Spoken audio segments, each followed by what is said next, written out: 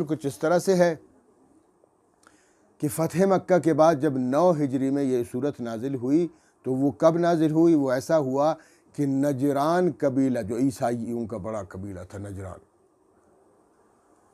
اس قبیلے کا ایک وفد پیغمبر اسلام صلی اللہ علیہ وسلم کی خدمت عالیہ میں حاضر ہوا۔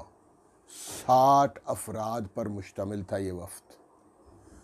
ان کا امیر تھا عاقب عبد المسیح، اور انہی کا یہی نجران کا جو قبیلہ ہے، انہی کا ایک بادشاہ پہلے گزرا تھا جس کا نام تھا ابرہہ اشرم۔ اسی ابرہہ اشرم نے جو عیسائیوں کا بادشاہ تھا 70,000 کا فوج اور ہاتھیوں کے ساتھ خانہ کعبہ پر چڑھائی کرنے کی کوشش کی، اور اللہ پاک نے اس کو ناکام کر دیا۔ تو پیغمبر صلی اللہ علیہ وسلم دنیا میں تشریف لائے۔ پیغمبر صلی اللہ علیہ وسلم تو سورج سے بھی زیادہ روشن تھے۔ اللہ رب العالمین کی ان کی روشنی کو پھیلا دیا پوری دنیا میں، سب کو پتہ چل گیا کہ خاتم النبیین تشریف لائے ہیں، محمد صلی اللہ تعالی وسلم تشریف لائے ہیں۔ تو یہ نجران کے جو عیسائی تھے، بڑے بڑے عالم تھے، انہوں نے کہا بھئی جا کر ہم ان سے بات کرتے ہیں، مناظرہ کرتے ہیں کہ یہ کیسے نبی ہیں۔ آ گئے۔ ان کا بڑا، جیسے میں نے کہا نا، عاقب عبد المسیح تھا۔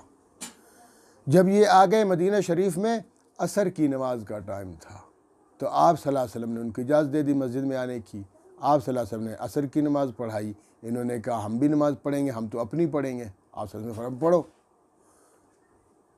تو پھر انہوں نے جب نماز پڑھی تو مشرق کی طرف منہ کر کے انہوں نے نماز پڑھی۔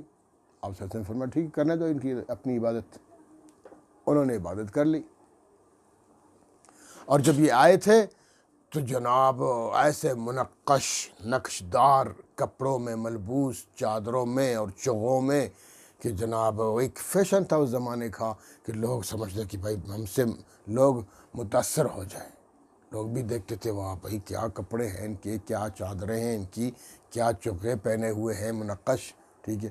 تو آ گئے۔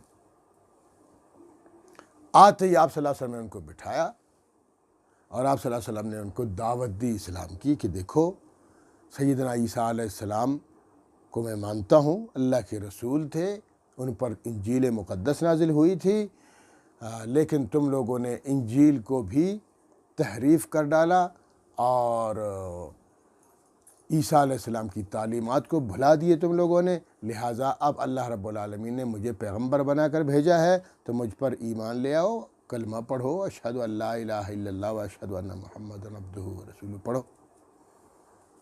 انہوں نے کہا ہم ایسے تھوڑی پڑھیں گے، ہم اپنے نبی کو تو نہیں چھوڑ سکتے ہیں۔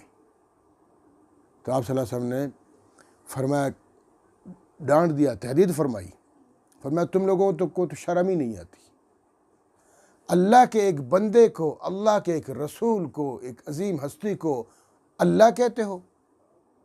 تمہارے تو 3 عقائد ہیں۔ کچھ لوگ تم میں سے کہتے ہیں کہ جناب عیسیٰ علیہ السلام خدا ہے، بعین ہی اللہ ہے، اور کچھ تمہارے کہتے ہیں نہیں خدا 3 ہوتے ہیں، ان میں سے ایک عیسیٰ علیہ السلام ہے، اور کچھ تمہارے کہتے ہیں کہ نہیں خدا تو نہیں ہے، خدا کا بیٹا ہے، عیسیٰ حضرت مریم کو اللہ کی بیوی قرار دیتے ہو، نعوذ باللہ۔ کیوں اس طرح کرتے ہو؟ کیوں غلط عقیدہ رکھتے ہو پیغمبر کے خلاف؟ اللہ کے پیغمبر تھے، رسول تھے، ہادی تھے، رہنما اور پیشوا تھے، وہ نہ خدا تھے، نہ صرف خدا تھے، نہ تینوں خداؤں میں سے کوئی خدا، نہ خدا کا